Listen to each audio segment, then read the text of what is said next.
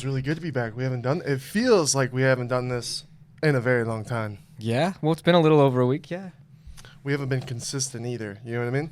Well, there's been you've been really busy doing all the editing, man, for the. We've been doing for the so vlogs. fucking much. Every day is just a new day and a new adventure. Mm-hmm. What up, JOBINS? Episode 135. Super excited to be back with you guys. How you guys doing? It's the bantamweight episode. The bantamweight? 135. Shit. Yeah, I saw what you did there. I see what you did there. How you doing? Tell the JOBINS how you're feeling. JOBINS, I am up. I am freaking up. I've probably started off, and don't do this, but I had 200 milligrams of You've probably had caffeine 1,000. in this Rain energy drink. Then what'd we do? We hung out with our boy Tim and Sean. We had some more coffee. Checked out this. Dude, and then you gave me a cup of coffee. I'm probably like 800, 1,000 milligrams of caffeine then. It's definitely 1,000. And my heart's racing. Yeah, probably not good. How's your chest? Is Good, that cold, good though? coffee. It's tasty. It's a little warm. A little warm? That's a treat. That's We've a had delicious quite treat. the morning, though, JOBINS. We went with Sean and Tim and checked out this freaking coffee facility, which it felt like to me, Grand Theft Auto, because we were walking around. We're seeing it's a drug. Caffeine's a drug. You know what I mean? And we're watching this drug being produced and bagged and shipped and everything in such large amounts. And the Crazy bags, cool. dude, from like South America or like Sumatra, New Guinea, just a bunch of different countries. They had this cool like world map, and they showed where all the coffees are like primarily coming from. It was sick. It was big, and that was cool. Shout out to those guys that gave us a little tour. I'm getting ready to quit Sprouts and join Tim, and he's doing this coffee thing. So he's trying to do some research and get a perfect blend that he likes and make it healthy. It reminded me of like that tour we kind of took where we were seeing everything, like the How It's Made on like Discovery Channel or something. Yeah. Just like that real behind the scenes, like, wow, this is like a warehouse factory. Like they're $250,000 roasting machines. beans like crazy. Yeah. Just a whole bunch. And then they took us to the back where this like science and machines were happening. They were mineralizing the water. Or what was the term? Remineralizing? Oh, yeah. Craziness. Yeah. And they had like a Crisp. what is it, UV light so they could see and make sure like ain't no bacteria and stuff. Very It science. was awesome, though, JOBINS, because Tim was trying so hard for this guy to flame Starbucks in front of me. He wanted that. Know that. And guess what? Didn't get it. That guy was like, oh, no, yeah, their shit's good. Like, and it was cool to learn that all coffee grows around the equator. What the fuck? Yeah. And what was Earth. Interesting, JOBINS, just because it says organic certified doesn't necessarily mean it's better than something that doesn't have that stamp on it. Because there's a lot of smaller coffee farms out there that we learned about that don't have the money or resources to like get that certification, but they're still basically organic and could be even better quality than like these larger suppliers. Tim sure was being cute. Oh, so they're not like spraying it with pesticides or anything. The guy's like, no, you can't spray any coffee with pesticides. So like anything Tim was coming at, shut down. In their beans they get though, and the loads they have, he was talking, the main guy showing us the tour was saying that like sometimes they'll find like a popcorn kernel and it'll like be popped by the time they get it out, or like a whole icy cup. So just random shit that they find in those packagings. Pretty weird. Yeah, but it was really cool. I'm excited to see, fun and jokes aside, I'm really excited to see what happens with this coffee stuff with Tim, and I'm blessed to be able to get an opportunity to work with them. I get to quit Sprouts. My last week's coming up this week, JOBINS. Hell yeah, congrats, bro. That's awesome. I'm not going to lie, though. I've made my jokes the past few weeks at Sprouts about just being so fucking excited and all that kind of stuff and kind of rubbing it in their faces and having fun with it and whatnot. But I'm getting a little emotional. I got a little emotional my last shift. But at the same time of getting emotional, guess what? The days have just been super fucking shitty with just like being super busy for no reason. A whole bunch of HR people coming in, managers coming in, just making everything stressful. People calling out, just a whole bunch of shit. Is the HR there because of like a shift in like management and stuff, or no, dude? They more than the movie theater. Back when I was a movie theater, the people up above would come out every once in a blue moon. Like it felt like it wasn't a routine. These motherfuckers at Sprouts in the market, dude. Like the one chick who's like the head lady there, who like owns the store, and she's like the GM of a whole bunch of different stores. She's there every like couple weeks, and then the main people above that are in like every literally couple months, and then there's this other person that comes in twice a year, and it's like a big deal. So it's like it feels like literally every other week someone big is there. So it's just constant. But yeah, I'm gonna miss. There's people there. I've made a lot of friendships. If you guys are watching it from Sprouts, let me know before you go and you'll watch the pod, because I've built a lot. There's a lot of cool people there, and despite how I feel about the company or whatever, all the people that have worked there, the manager wise, have always taken care of me. They've always been there for me, and they've always understood if something's happened. So it's been a real honor dealing with that. And I've met a lot of cool people working with them. Made a lot of friends. A lot of people have already left, but then I've made a lot of new friends. So it's crazy just in like a year and a half how many people I've met working at Sprouts. But if I didn't have good people to work with and I didn't have good management, I would never have stayed at Sprouts. As long as you did. As long as I did.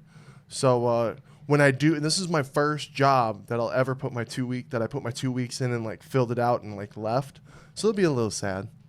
When I was a manager at the movie theaters, I had enough. They had brought this horrible person in, which now I know for a reason. It all happened for a reason. I didn't know at the time. At the time, I was like, dude, I'm going to be a movie manager. I'm going to try and be Greg one day. And just because I love movies. You know what I mean? But then they brought in a woman from hell that just made everyone hate life. Yeah, that's too bad. It's already hard enough with all the customers that you get. Oh, yeah. And then on top of that, having like management that and can the responsibilities. And then it was funny because I was talking to my friend at work, and she's like the deli senior, and she's like, oh, I'm getting tired of teaching people. I'm like, I felt that the first year of managing at the movie theater. I get tired. You put a lot of work into teaching someone to do a good job, and either they then don't do it, or they are good and then they quit after a little bit, or they get fired, or they just, you know what I mean? So, and then you're just constantly doing that. It does get old and annoying after a while. There's a lot of things with being a manager that kind of get repetitive, but I enjoed it. When it's something for like a movie, like I loved movies, so I dealt with all that bullshit because I love movies so much. You know what I mean? But when it became hell going into a place and you just feel sick, when you feel sick going into somewhere and you're like, I don't want to fucking be here anymore, it's time to go. No matter what. Even if you're listening to this right now, JOBINS, you're like, man, you feel sick going into work or whatever you're doing, start something new and you'll feel so much better. For real. Yeah, most definitely. Yeah. But shout out to all the people I've met at Sprouts. Love all you guys. Legends. I did a cool thing. I had an apron and they're all signed in and shit and they're writing cool stuff. I can't wait. I'm going to wear it on the pod one day. I love it. Huh? I was going to say, like, just work related. This week I had a really awesome story with this lady that's the branch manager at a different bank. And then she called me from the bank on like our phone line and was like, hey, are you interested in like, because we have a new branch opening up and like I think she wants me to like maybe even apply for like the branch manager or something. And just be making cheddar. But she was like, I know it's awkward because you're at work right now. Yeah. She's like, here's my like number so you can like reach out to me. And then we could talk about like money and everything like that. Damn. I was like, whoa, because it's just nice to like be appreciated yeah. and someone to like be like, wow, you like really impressed me, like interacting with you. You know what's sad about? Oh man, I just know people who work really hard at Sprouts and they're not appreciated.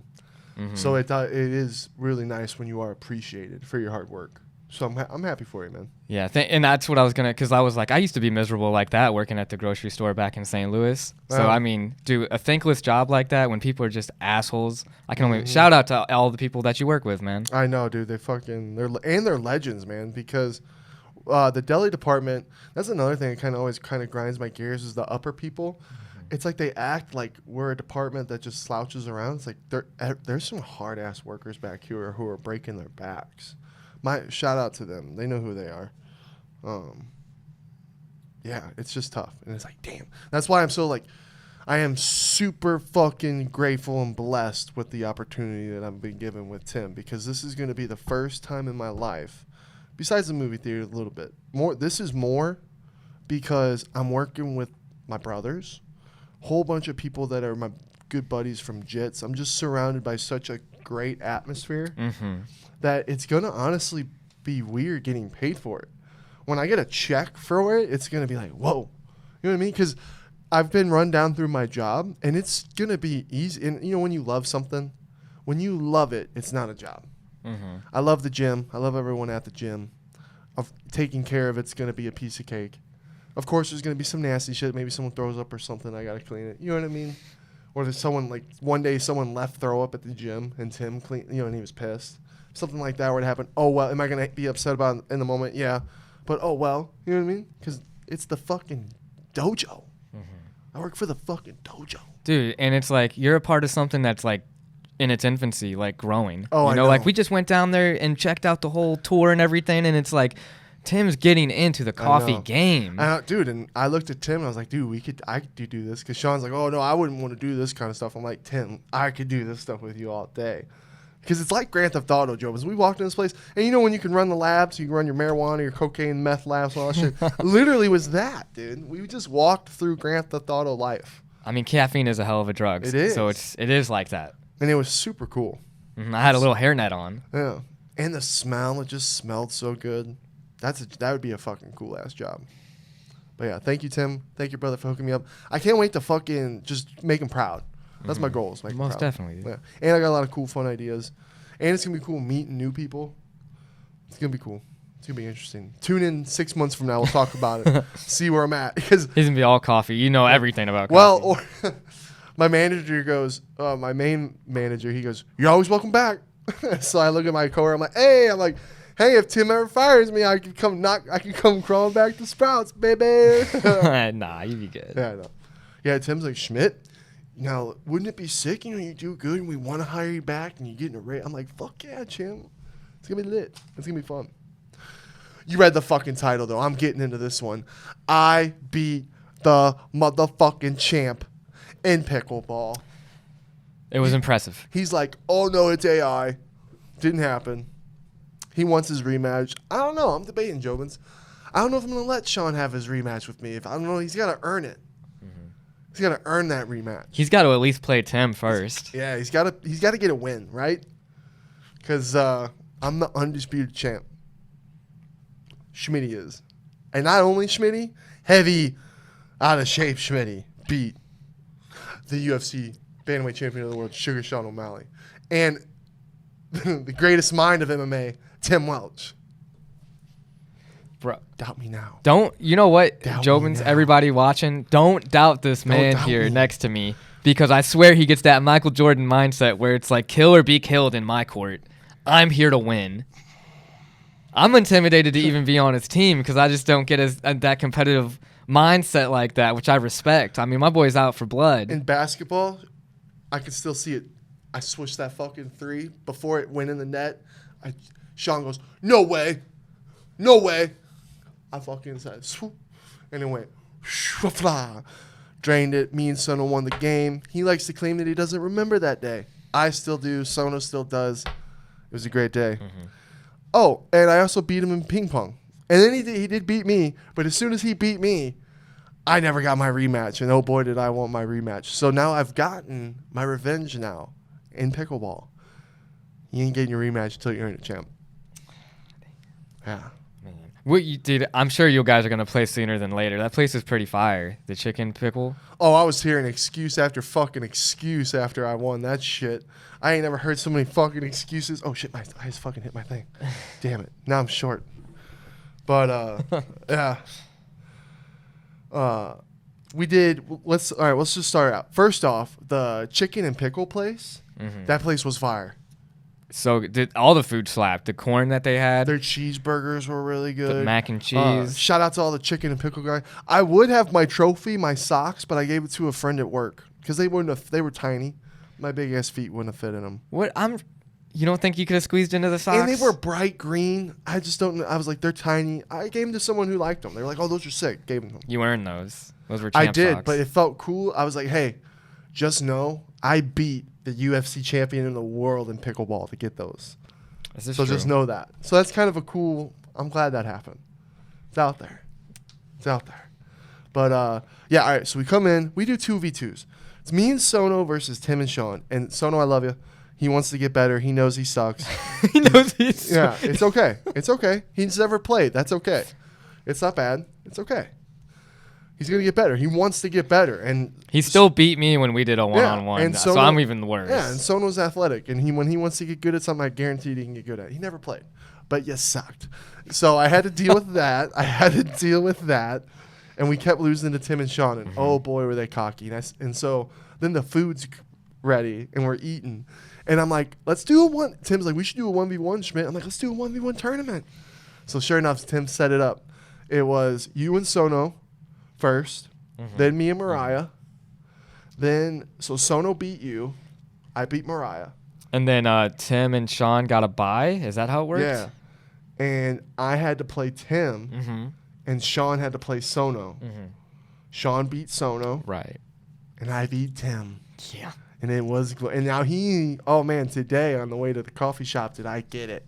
I got, Schmitz, were you sweating when I got them 5 points in a row and I almost beat you? I'm like, didn't even remember that happened. Like, it wasn't even thinking about it. It was a comeback at least, but you had like 9 up on him. I was up 10-0. 10-0. And I was having fun. You know what I mean? Having fun. Not nervous at all. And he goes, and then after I go that, he goes, and then you got lucky scoring that 1 point. Yeah, you had 6 points to go, and I only had to get 1. Yeah, right, bud. Just needless to say, Tim wants a rematch. So I made Redhead step to the side, and then I had Sugar Shane. We went on forever. That match felt like it was fucking forever. Wait, what? I feel like the one with Sean was longer. Yeah. Than with Tim. 100%. The rules with this, we had these PickleBall guys who were our refs, and we had line judges. It was like some official shit. Official. It was some official shit going on, and we vlogged it. I got a vlog for all of this, Jobins. It's gonna come out because it was quite the day. It was quite the fucking day. Yeah, wow.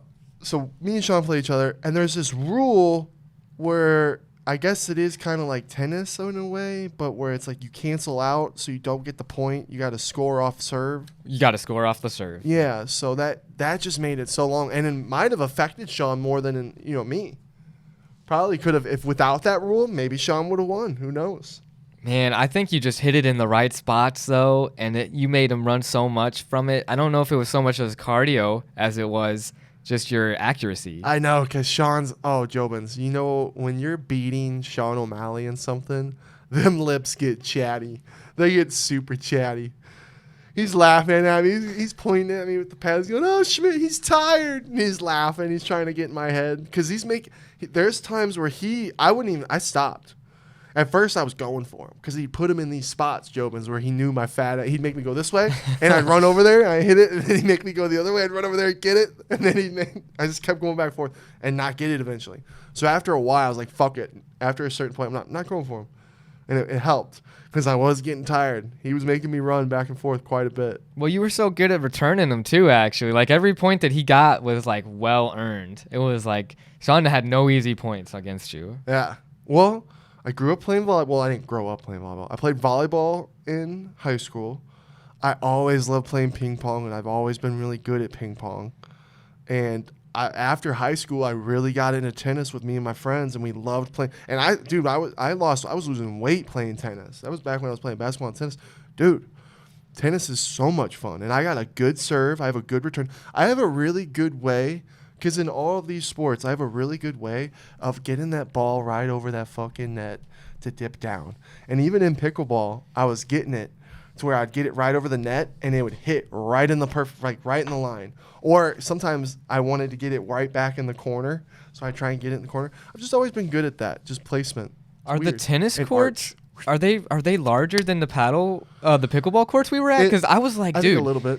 Because I was like, man, a little bit. You played tennis too, and it's like I know you'd probably whoop them even harder. I know. In tennis. Because I was getting them. But again, here I am doing all this shit talk, and they're probably fast forwarding it. They never played before. You know what I mean? I don't want to hear it. I don't want to hear these two. They always do the pros versus Joes conversation. And they're always talking about being the athletes. You beat them, bro. You beat them, and you did it for the Joes. I did. And it felt good. And I'm willing to rematch these guys any day. Sean's got to earn it. And once he earns it, I'll rematch him. But I'll rematch Tim any day of the week. And I want them to get good. I want them to get good so it's more fun. You know? Because I was getting them with some easy spots, Jobins. You should have seen Tim and Sean would be on the same side sometimes, and I would just bloop right down the line on the other side, and they'd be running for it. It was good times. I don't mean to overhype you, but any of you Jobins or anybody try to call my boy out on pickleball, I'm down. I would think you would confidently can say you'd beat him. There's a lot of people out there, and there's a lot of good pickleball players. There's a lot of famous people I'd love to play in pickleball. Danny Duncan's really good at pickleball. That would be one I'd love to test myself with. What about Joe Rogan? Is he good at pickleball? No, but he's like athletic. So True. I would love to play anyone that's tough. Yeah. And well, Sean's friends with Danny Duncan, and he always kind of sometimes he'll FaceTime him when I'm around or send him pics when I'm around. So like I'm pretty sure Danny Duncan knows who I am. Is he bigger into the pickleball or that other sport where you hit the ball into the net and then it comes out? Well, I know he loves both of them, but I've seen more content with the pickleball. I haven't seen much more pickleball content in a while, but a while ago he was doing a lot of pickleball stuff. I put money on you. Oh, that would be fun. What if I beat Danny Duncan in pickleball? It'd be kind of fucking legendary. I'd be like, damn, I'm a legend. But yeah, okay. That was a sick day. Sick facility. Pickle and Chicken Jobins. Huge. There's like 3 fucking buildings. One with like bars and shit. Where'd we walk through it first? And then it comes out to an open square outside where it's just courts everywhere for outside. And bag toss. Just a whole bunch of shit going on. Then there was a balcony with restaurants and drinks. Then there was another building that we didn't even go into. And then there was this building where the inside pickleball courts were. And that's where we were most of the time with the food. Mm-hmm. It felt like a little mini college campus. Yeah. They're getting ready to go to St. Louis. They're building one in St. Louis. So everyone at home, look it up, Pickle and Chicken. It's coming. And you guys should definitely fucking go check it out when it opens because it's fucking sick. Then they're going to Texas and Las Vegas. So they're getting big. I like the business plan. I think it's going to be really successful. Yeah. It's always cool when we're with Tim and Sean and we're behind the scenes of places and they're talking shit. It's cool. It's like, damn, that's sick. That's sick. Blink 182 one more time. How'd you feel?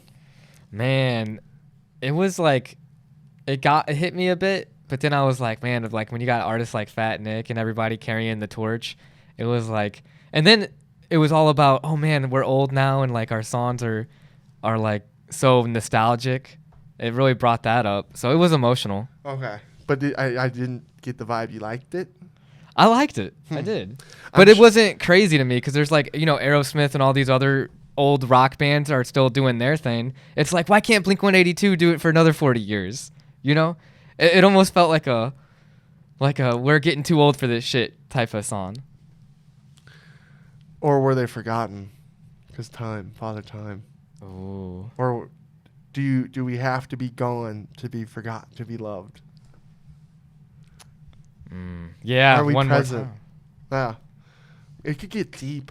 I think there was a meme going around. It was like everyone in their 30s listening to the new Blink 182 song and it's them crying. I'm like, dude, that was so fucking me. That fucking video got me. I was fucking weak like a baby.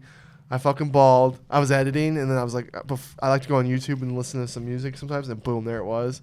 I was like, ah. You know what scares me to think about when another band is going to do a cover of a Blink 182 song?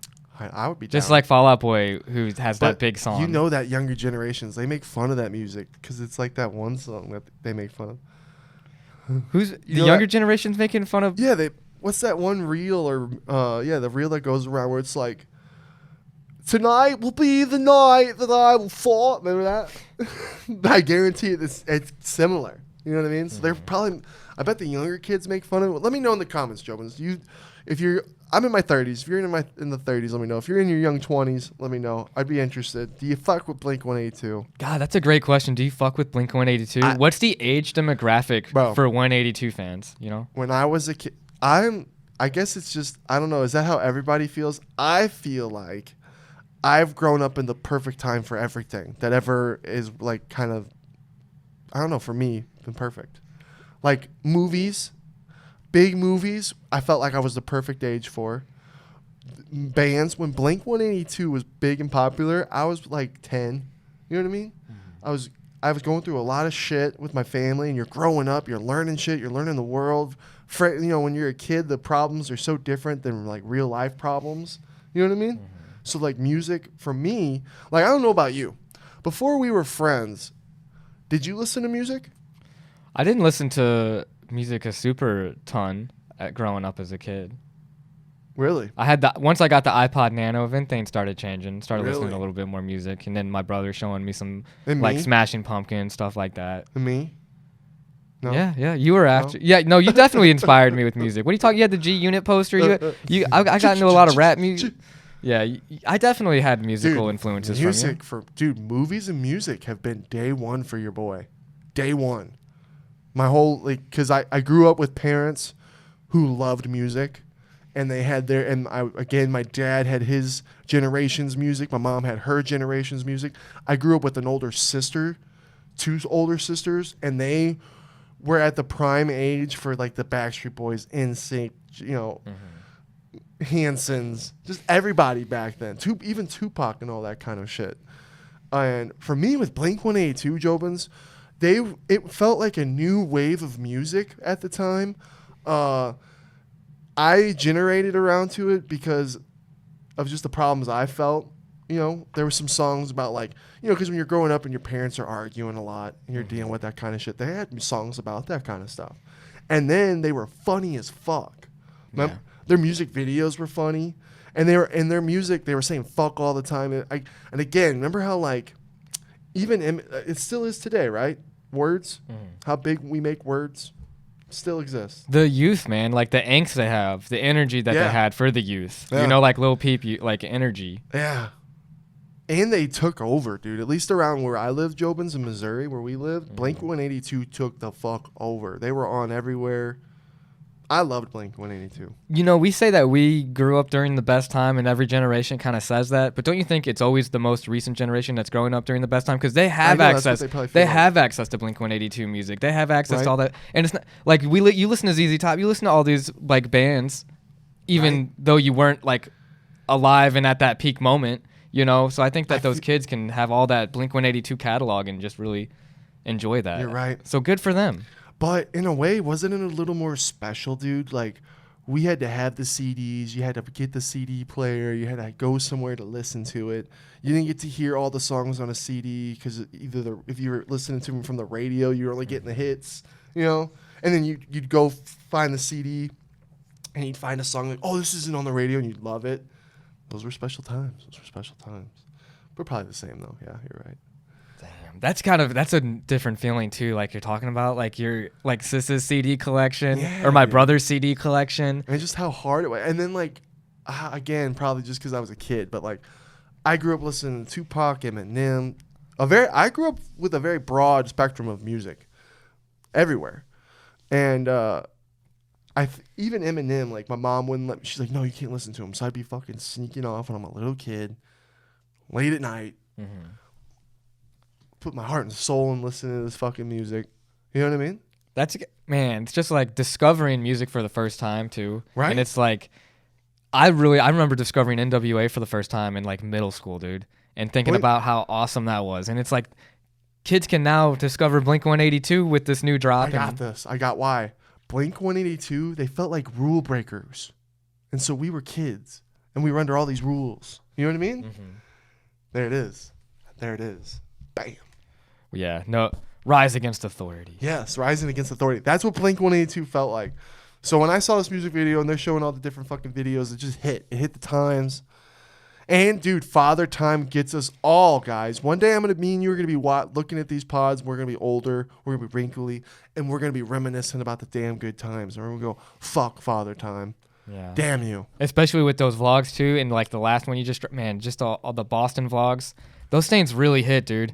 The last one had me emotional. I was like, wow. I did get emotional. Remembering, like, and just feeling like I'm back there. So that's just awesome, man. I had to cut so much on that third vlog. It was crazy. It was a lot. Shout out to all you Jobins watching them and staying in like touch with all like the shit that we do and following our journey. We mean a lot. It means a lot. We do it for you guys. I also do it because sometimes I get shit for how long they are. But for me, it's also like a home movie that one day we'll look back on and be like, damn, those were. I already do with some, because time's crazy. And isn't it crazy how fast time is going? Man. Sean's already been champ for 5 weeks.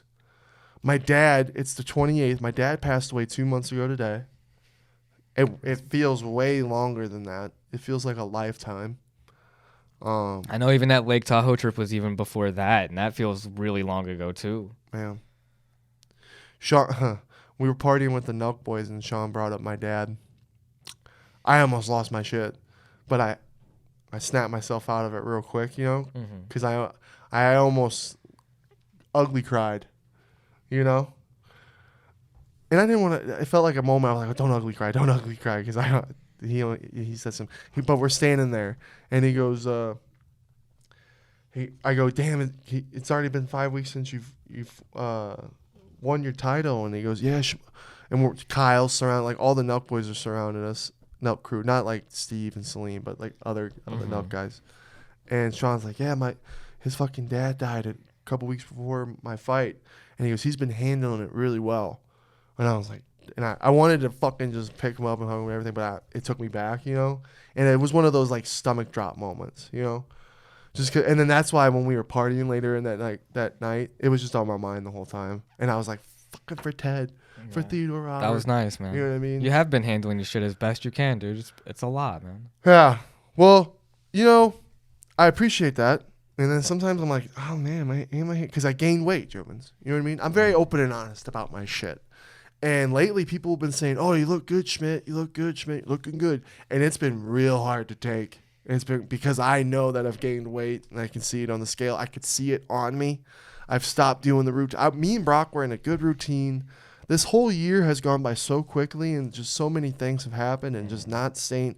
I haven't been in that routine. I was in a go to the gym, work out, go to jits, eating right. It was a good routine. And I fell out of that. And then when my dad died, I just been eating the fuck out of shit. I haven't anymore, JOBINS. Yeah. You were doing the meal prep, you know? Yeah. Oh, yeah. I was doing it. But then, like, there was a couple nights where I got pizza or something, and I just ate shit. And pizza is just my weakness. My body has a bad time digesting pizza. It's all the fucking carbs. It's all the bread. Bread is my weakness. It stays in me like a motherfucker. And so when I'm eating pizza, it ain't leaving for a while. So I got to really not eat pizza. I've been back on my health kick. I'm eating better. I quit Starbucks. I'm almost at 2 weeks of no Starbucks. Hell yeah.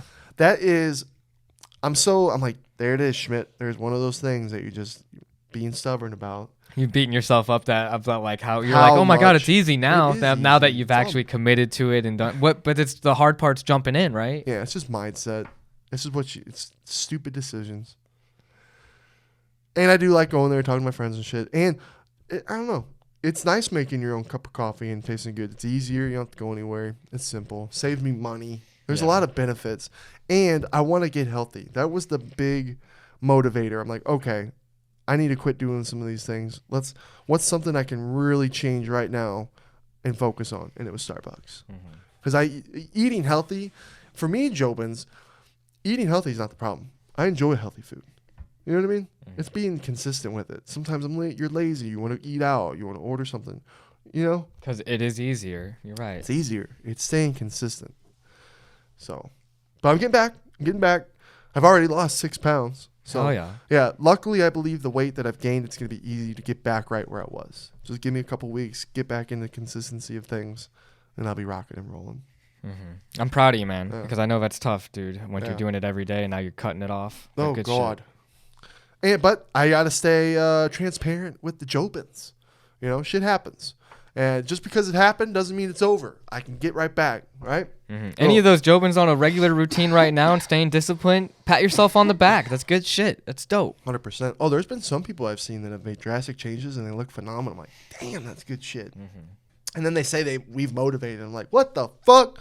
And you look better than me. Damn it. Like, woo, talk about the man in the mirror right there. You know what I mean? But yeah, we're right back in this bitch. Man, dude. I do have a quote that I wanted to say, dude. I think it's powerful.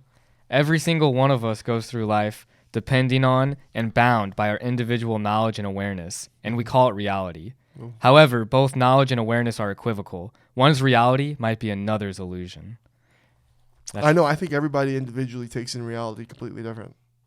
Because of our experiences and the way we're brought up and who we live with and the kind of people we live with. That makes your life completely different from you and me. The parents that raised you made you who you are. or how you were raised or where you were raised. It's crazy how just being in a different place, you're a different person. Yeah, being in a different job. Different. Like the guy today showing us the tour, I'm like, man, this guy knows coffee, right? Right? It's just like his reality is so different just off of his expertise. I know. What a life that would be. That'd be sick. That'd be like, dude, if I had my own marijuana business like that and I had some shit like that, that's some top G shit. That's some future shit right there. Do you know where that quote came from? Where? Naruto. It was a good Itachi Uchiha of the Uchiha clan. It was a good one. That was a good one. But like, shout out Naruto. Don't judge a book by its cover, and it's like you don't realize how other people see things. Oh yeah, 100%. Or what they've been through, dude. That's why I just try to always be nice to anyone. Like today, here we are, Jobins. We went to this little Subway sub shop, right? Oh, and we're in line, and these 3 ladies are working hard. One might have been a little like not doing a very good job because one lady got mad at her, but that was after the customer. Can you just help one person at a time? You're helping all these people at once. I don't even know these people. He's pointing at me and Tim. It's like, you know. And me, Tim, and Sean were all laughing and shit. And it's just like, dude, calm down. It's just a couple fucking sandwiches, you know? I wanted to say that, but you know how that kind of guys get a retaliate. What the fuck you say, bud? Just get all crazy. And so you just got to shut up. But it's like, dude, it's a sandwich. They're going to get it to you. You're going to pay for it. And you're going to eat it. And they're working hard. Can't you see there's a lot of people here right now? Yeah. Fucking customer service, man. Fucking customers. I was like, man, if God answered all my prayers, there'd be a lot of people outside the bank who'd be stabbed in the parking lot. Yeah. Ooh, this one lady said some shit at work, then I just gave her the death stare because I don't give a fuck right now. Fuck with me at Sprouts. Watch what the fuck, you know what I mean? I'm like, look at me wrong. Say something bad, you know? But yeah. I don't know why people are like that. Bam. R.I.P. Sir Michael. Oh, yeah. Gambon. He played Dumbledore, dude. Dumbledore. He had a good life, though. He lived to 82. Yeah, dude. It's sad. That was a sad one. I woke up this morning to see, like, damn, Dumbledore's gone. Hagrid's gone. Dumbledore's gone. It's just sad when you grow up. Again, that's another example of me thinking I grew up at the perfect time for Harry Potter because I really was.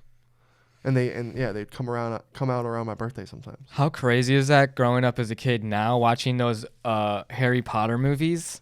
And it's not like you're growing up with them like we did because we had to wait for those years and we were getting older too at the same time. Exactly. Now it's like you could just binge watch all of them in a day. And it was a good time to be alive because I liked waiting for them. You'd be like, oh, I can't, it would end. And you'd be like, oh, I can't wait for the next one. And we'd have to wait. And then the trailers would come. You get excited. And the cast getting older. Yeah. Like we grew up with the cast. With the cast. And in school, we'd watch them. And then we're like, ooh, can't wait for the next one. I feel like that's why Stranger Things was such a cultural phenomenon, you know? Because like we grew up with, like we had those kids grow up in front of us. Yeah. Like what's the next show to do that? That's how you get a good show to have a following. You just make sure you have kids in it that can grow up alongside the audience. Yeah. Did you know Sir Michael Gambon was also in Sleepy Hollow? Oh my God, he was. What about The Omen? I don't remember him in The Omen. He's in 2005 Omen. Was he the priest or something? Someone old and white. Yeah. Fantastic Mr. Fox. I actually haven't seen that still. I know you've told me it's good. I haven't seen it. The Book of Eli. I don't know who he is in that one either. The King's Speech. I haven't seen that one. That's a good one. You'd like that one from Mr. History. Judy. I don't know. I've never heard of Judy. About Judy Garland? I haven't watched it. Really? Yeah. Interesting. Interesting. Yep. Let's do a couple recaps. Remember Me. JOBINS. We watched this is a 2010, 11, 2010. Something around there. 9, 10, 11. And I saw the ending of it online. I was like, oh, shit, I got to show me and Brendan. Brendan's in love with his girlfriend. So I'm like, this is a perfect movie for him and his girlfriend. And then also for the fucking plot twist at the end that just comes out of fucking nowhere for no reason. Can we spoil it? It's been. We should be able to spoil it. Guess what? Been a long we time. gave you enough time. Now you can either pause or you can fast forward and skip this part. Give it a couple minutes. You know what I mean? Yeah. Because it's from two. And when you look up, Remember Me, Jobins, do it right now. Spoiled. There you go. So The title itself is like remember Me. Remember. Yeah. Never forget. Okay. So here it is. It's the first movie to use a terrorist attack for a plot twist in a film. How did you feel about that? I thought it was kind of like, man, kind of distasteful. This is old as fuck to a lot of people probably that you've seen it, but it was new to us because we've never seen it. I don't think it was a good move. I think you could have had him go out any other way, and it would have been better. And you weren't digging the main guy. Oh, I hated him. I did not like Robert Pattinson's character. Yeah, you couldn't stand him. He's just a whiny bitch. He had been through some shit. I felt bad for the guy the whole time. Dude, I'll say this. Impressed by your father to be something? He's financially set forever. He's a trust fund. He's a trust fund baby. Again, shout out. I'm not saying trust fund kids don't have it tough. I'm just saying they kind of have it a little easier with a little bit more cushion than everybody else. Do you think maybe that's why his dad was being so hard on him in the first place? Because he knew that he was a trust fund baby? He's like, not my kid. Not my kid's going to work hard for his money. So maybe that's why he was a little harder on him? I would honestly, Pierce Bronson, who plays his dad, Mm-hmm. I'd give him the title of honorary Asian father. He had very hard approaches to his children. Expectations, as there should be. And something happened to their other brother. Yeah. Because of his father. Mm-hmm. We won't spoil everything. Hey, I didn't even think you said his performance was like the best of all time. Well, that's what they were saying. They're like, he's captivating. Raw. Robert Pattinson's raw performance. Captivating. The chemistry was there with him and I don't know who the lead girl was in that. I forget her Their name, chemistry was really there. Yeah, I thought it was. I mean, it was a decent movie. I just wanted to talk about it, Jobins, because I was like, wow, what a way to use. I'm like, how would the people in the movie feel about that? Like, damn, you should use that. Is that kind of like? Is that morally wrong? We could just do that? We could just. Why aren't there more movies like that? I just. If I had like you're gonna use something that was fucking bad and controversial. That's like that. It's distasteful. Like imagine a movie like Remember Me, and then the guy goes and dies in a high school shooting. You know what I mean? Or it's like he's like Columbine. He's like, hey Dad, I'm gonna meet you at the office in Wuhan, China. Yeah. See, that's, no, I'm saying. Yeah, like, dude. fuck. Dark humor a little there, Jobin. So don't hate us. So yeah. And then last night we went and saw Dumb Money. Oh my gosh, Jobins, highly recommend. Great movie. But I'm not going to hype it up that much because guess what? It falls below The Big Short for me. Okay. It falls below The Big Short. Here's why. It's a little fast-paced, and I think some things, I believe, like we were talking about, I think we should have had Nick Offerman. You said Nick Offerman. I didn't say Nick Offerman. I said a character. You were like, ooh, it should have been Nick Offerman. I liked it. But again, there should have been a character who was kind of breaking down everything, like in Big Short with Ryan Gosling. And I wish they would have shown more scenes of how it's all trickles down. Like who it affects, how it affects them, more so. Because they talk really quick about shit. Goes quick. And for a dummy like me, I was like, whoa. I'm questioning things. And then it was on to the next. So that was my little bit of a problem. What else? Because just to elaborate on that, The Big Short is more big picture, where it was like small picture, like personal, with the characters that they were following in Dumb Money. Because at the end of this is my takeaway from Dumb Money. The billionaires are still billionaires, and a couple people got some money, some good money. So a couple people got some good money. A couple people got some decent, good, life-changing money for a while, and some people fucked up. It's all dumb money. It's all dumb money. And maybe that's just the case of the movie because when it's the dumb luck that you didn't know what you were really doing and you got fucking money. So maybe that's just the point. Again, the question, he says he didn't do insider trading, but I'm just like, I don't know, man. Off of what I saw, I'm like, how do you know? I understood how the guy Christian Bale played, how he knew. Because he could see it, and they explained it, and he explained in the stocks how when this happens, and then he had evidence with the banks and everything. Where was the evidence for games? You know, Michael Berry is a short seller. Yeah, and he short sold during the housing crisis, so Yep. he'd almost More be than the same. He'd be in line with Ken Griffin from who was played by Nick Offerman. Yeah. But here's what the good thing about the movies was: writing, acting. It was a star-studded cast, and none of them felt like they were trying to outshine each other. It felt good. They all played their roles, and they all did very good. Drum roll, especially Sebastian Stan. That's my guy. That's my dude. I want Sebastian Stan in everything. He played Vlad Tenev, the CEO of Robinhood. Yeah, and he did it so fucking good, dude. He was so funny. His mannerisms, just how he acts. Ever since he's done Pam and Tommy, I'm number one fan. We need him.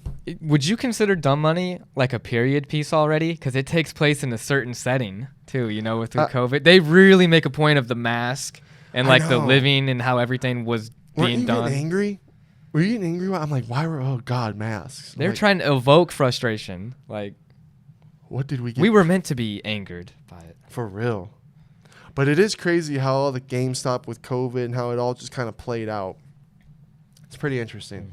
Pete Davidson was funny. Dude, Paul Dano as Keith Gill, the main guy. He did a great job, too. Dude, low-key, Paul Dano's a fucking awesome actor. He's always killed in everything. Prisoners. I've always been a Paul Dano fan.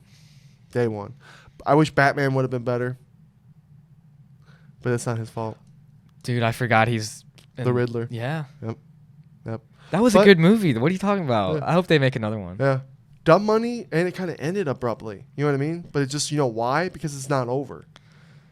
So I was like, damn, should we, if there's going to be another squeeze that this is called, it's like, is this movie going to push it? Should we all just try and get...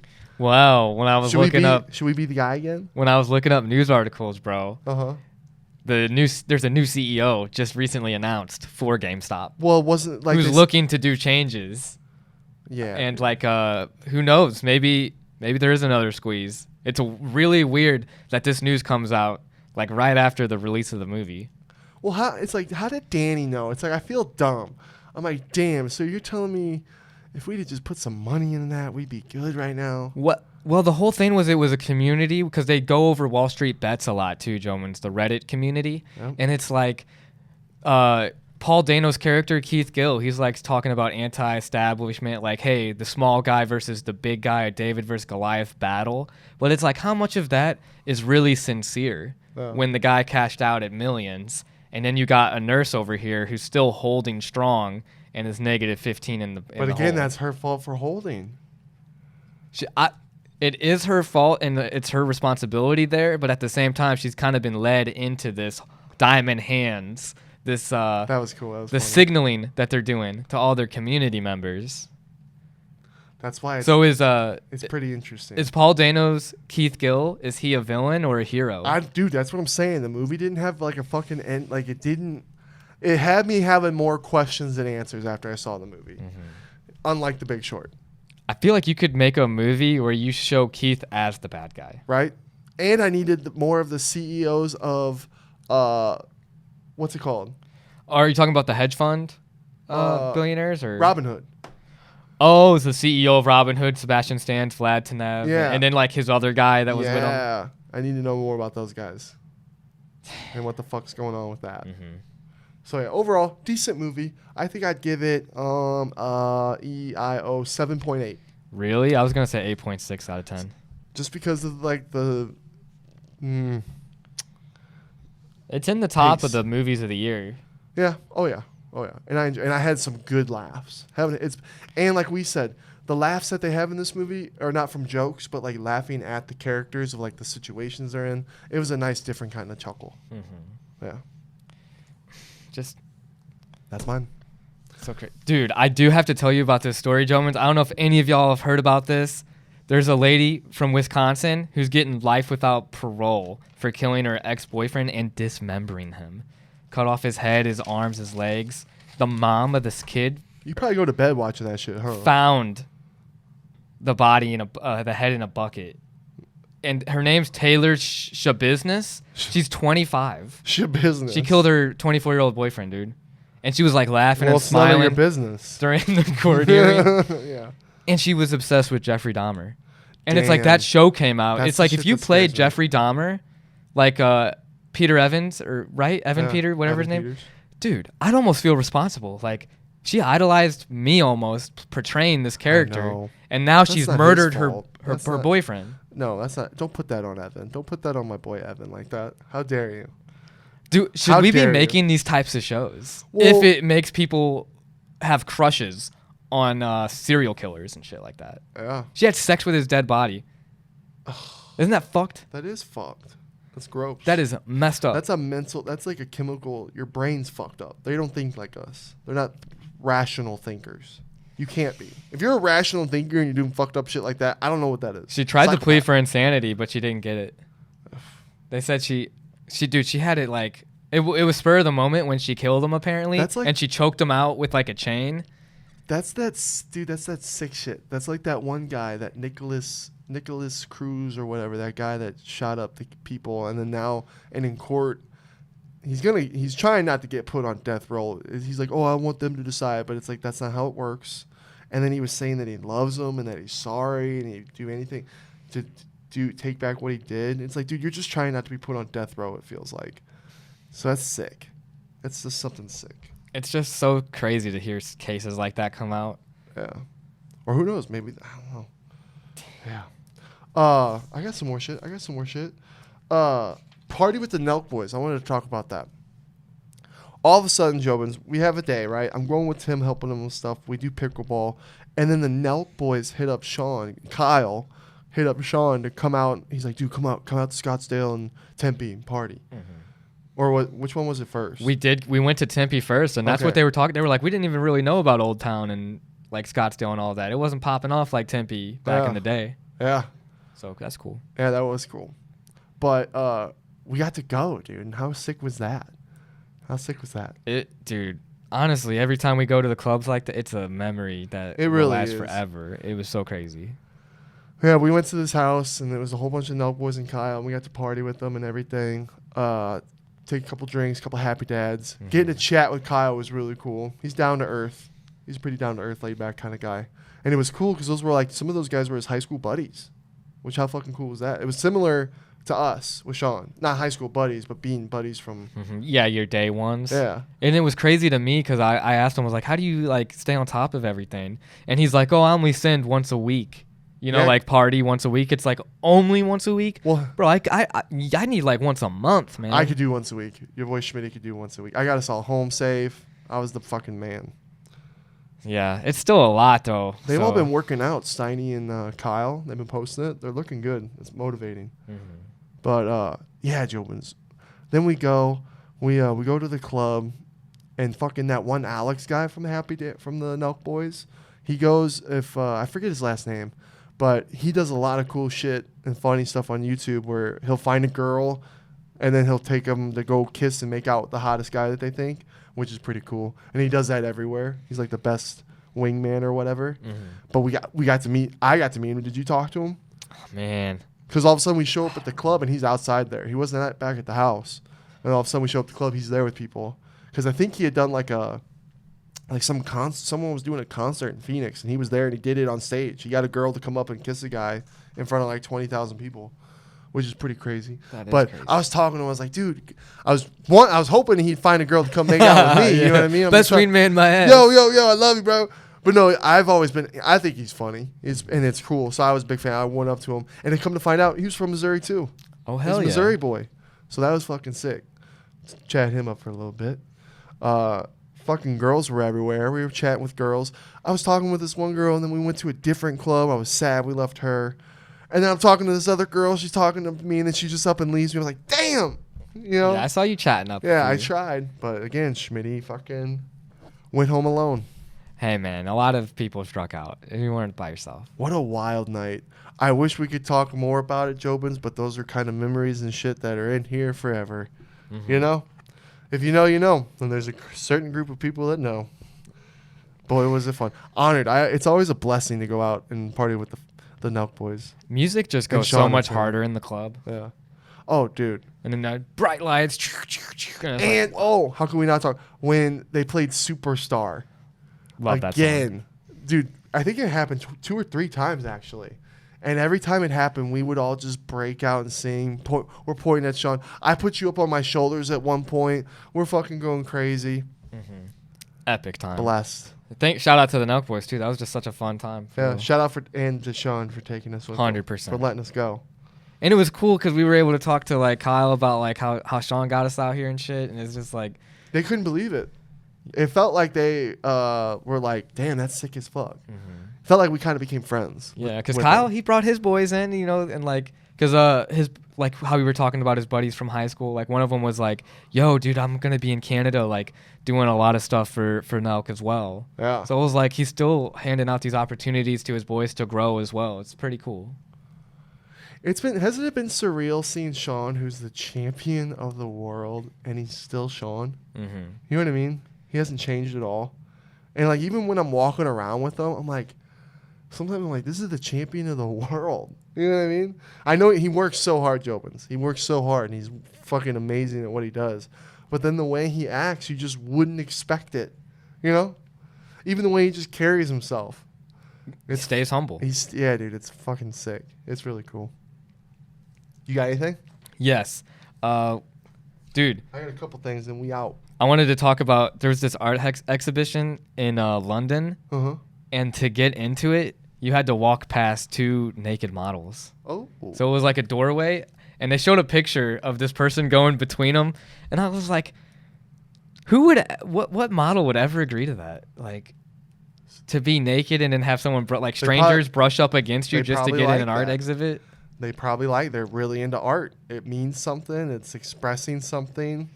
They're feeling something from it. I was like, there's definitely those people that are going there just to squeeze in between naked bodies. Oh, I'm not even here for the art. I'm gonna squeeze through. I'm going in, so you have to go in there, right? So I'm going in there. I'm going, oh fuck, I forgot my phone. And it's a guy and a girl, so I'd be like, I might as well just face the chick, you know?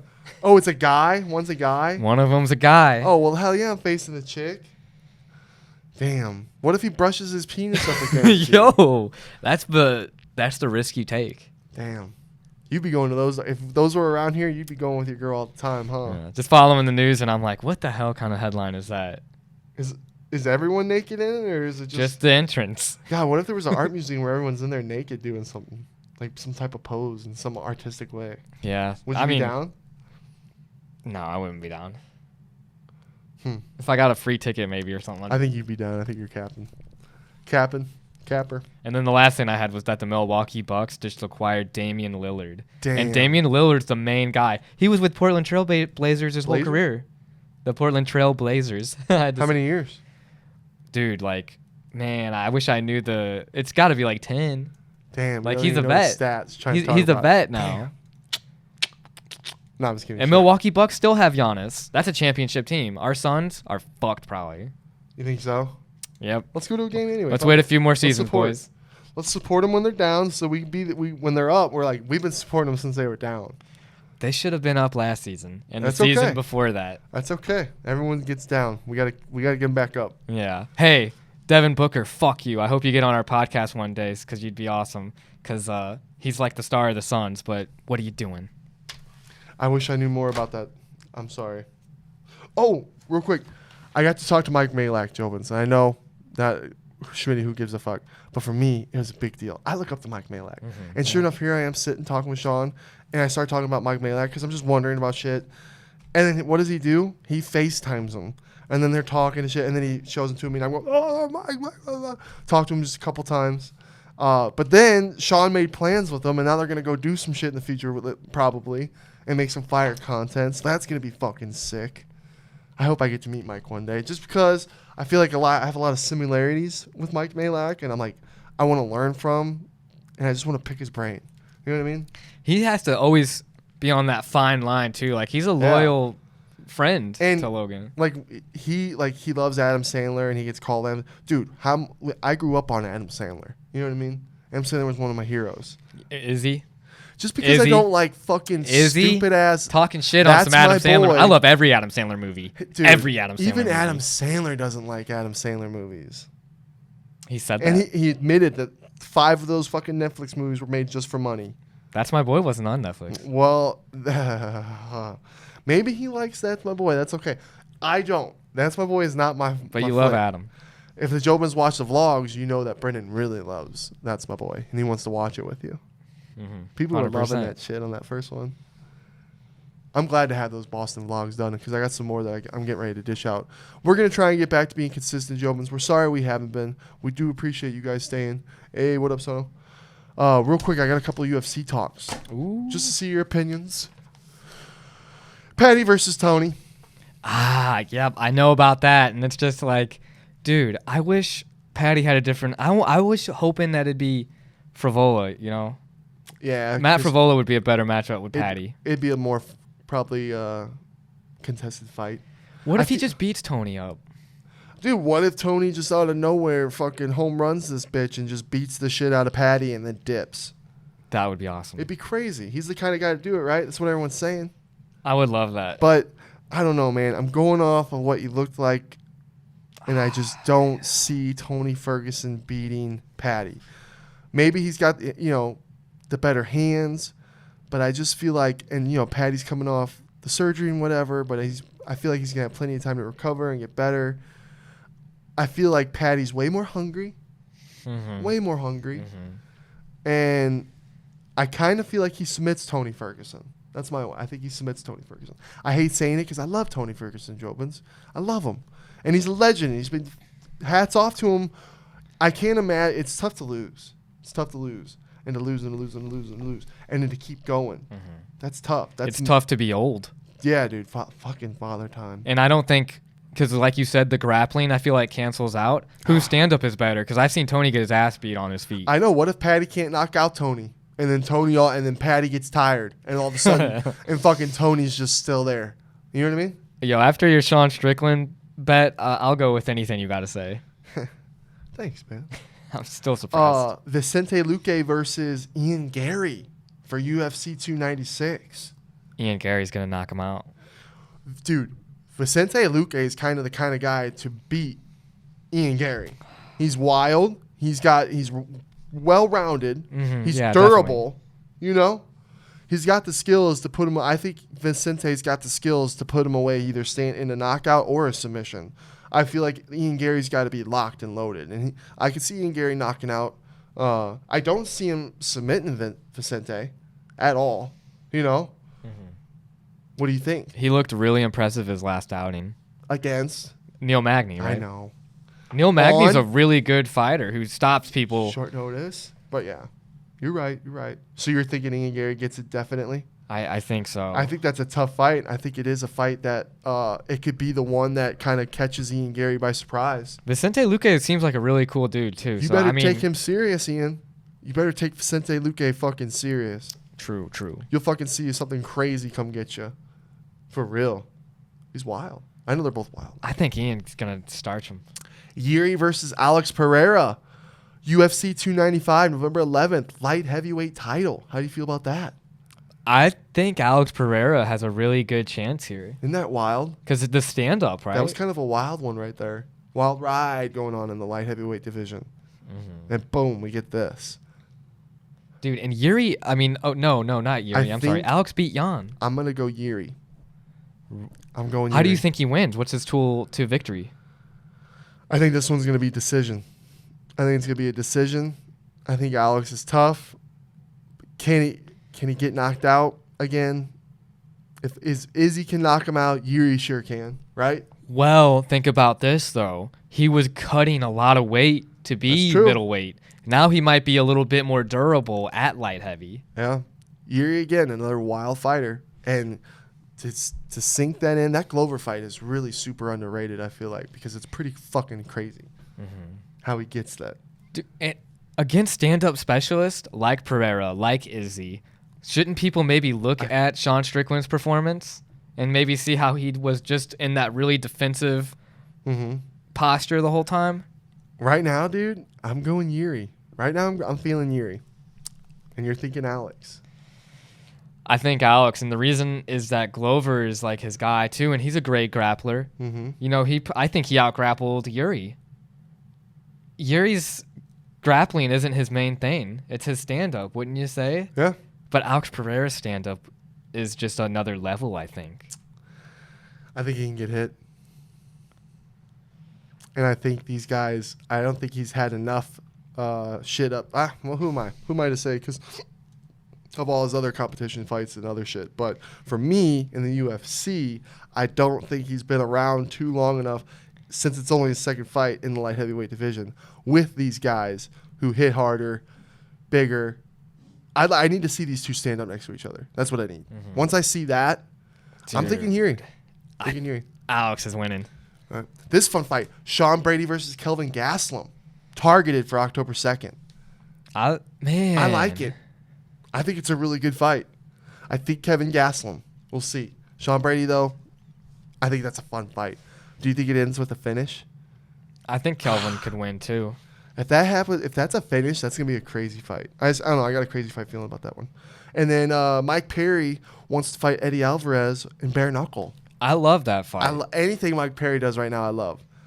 Eddie Alvarez is a real one. Oh, yeah, 100%. He's been. And I think he had a good fight in bare knuckle. I forget if he won or lost off the top of my dome. He's the reason I think Justin Gaethje got a lot better, too. Yeah. I think Justin Gaethje, after that ass beating, was like, man, here's the things I can change. And look how much better he is now, too. Right. So, yeah, anything Mike Perry does, sign me the fuck up in bare knuckle. He's a fucking legend. All right, thoughts, bro. Last thing, and that's the last thing for me.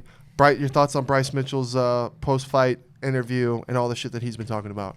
I know it's been a while, but... Are you talking about with the Bible and everything and how the devil's everywhere? Michael Bisping's a one-eyed cyclops from hell.